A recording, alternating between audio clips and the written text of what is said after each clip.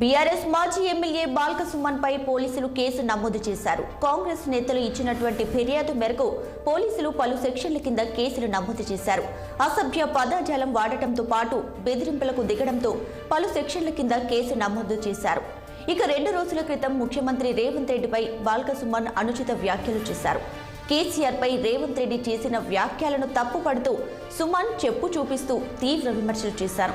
దీంతో ముఖ్యమంత్రికి సమావేశంలో చెప్పు చూపించడాన్ని సీరియస్ గా తీసుకున్న హస్తం నేతలు పోలీసులకు ఫిర్యాదు చేశారు.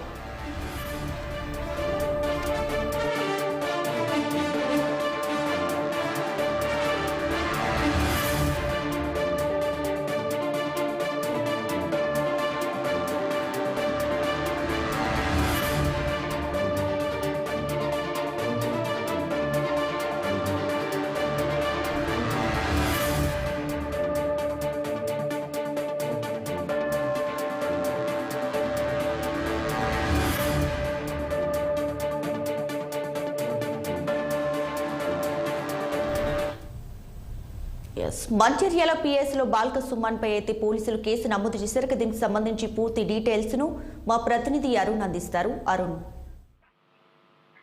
దీటుగా ఏదైతే నిన్న మంచిర్యాలలో జరిగిన విస్తృత స్థాయి కార్యకర్తల విస్తృత స్థాయి సమావేశంలో ఏకంగా రాష్ట్ర ముఖ్యమంత్రిని చెప్పుతో కొడతారడంతో ఇక్కడైతే జిల్లాలో ఒక ఉద్రిక్త వాతావరణం అయితే అంటే హాట్ గా రాజకీయాలు అయితే హాట్ గా మారాయి.